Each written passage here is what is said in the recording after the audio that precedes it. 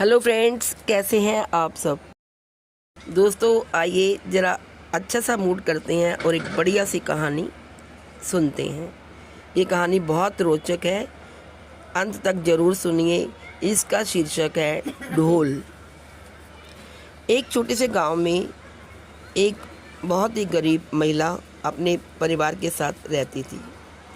वह गरीब औरत लोगों का काम करके अपना घर का गुजारा करती थी। उसका एक बेटा था और वह अपने बच्चों के लिए कभी कोई खिलौना नहीं खरीद पाती थी, क्योंकि वो इतना कमाती ही नहीं थी।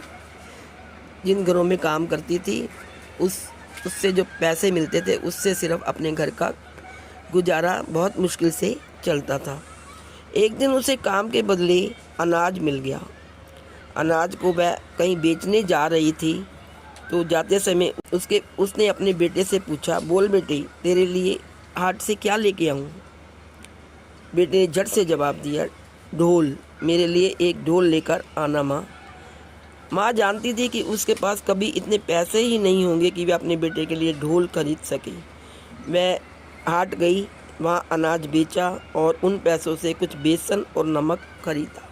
उसे दुख था कि वह बेटे के लिए कुछ नहीं ला पाई।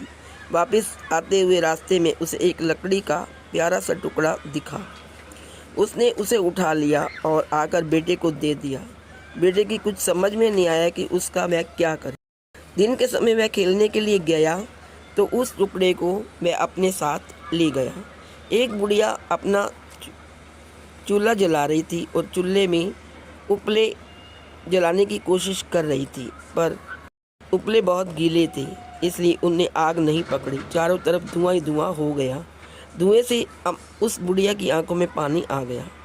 लड़का वहाँ रुक गया और पूछा, अम्मा अम्मा रो क्यों रही है। बूढ़ी अम्मा ने कहा, मैं रो नहीं रही, चूल्हा नहीं जल रहा है। चूल्हा नहीं जलेगा तो रोटी कैसे बनेगी। लड़के ने कहा, मेरे पास लकड़ी का टुकड़ा है, चाहो तो उससे आग जला लो।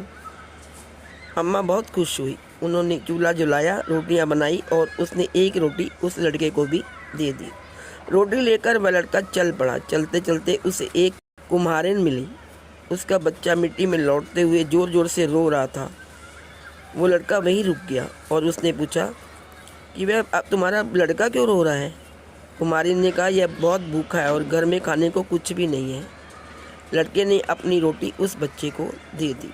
बच्चा चुप हो गया और जल्दी जल्दी रोटी खाने लगा।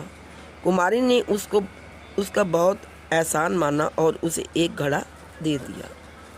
वह आगे बढ़ा। चलते चलते वह नदी पर पहुंचा। वहां उसने धोबी और धोबिन को झगड़ते हुए देखा।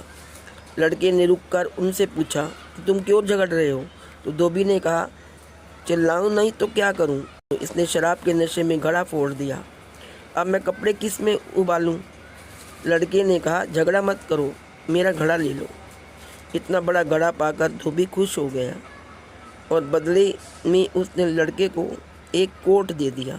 कोट लेकर लड़का चल पड़ा। चलते चलते वह एक पुल पर जा पहुंचा। वहां उसने एक आदमी को ठंड से ठिठुरते हुए देखा। बेचारे के शरीर पर एक कुर्ता तक नहीं था। लड़के ने उससे पूछा कि उसका कुर्ता कहाँ गया।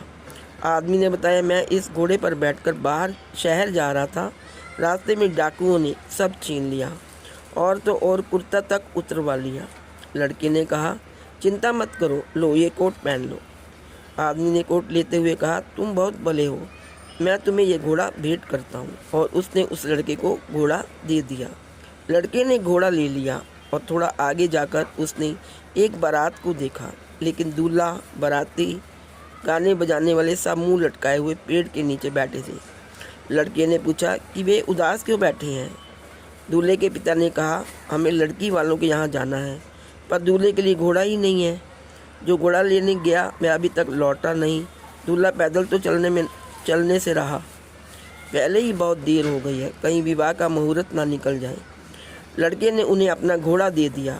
सबकी पांछें खिल गई। दूल्हे ने लड़के से पूछा, तुमने बड़ी मदद की, हम तुम्हारे लिए क्या कर सकते हैं।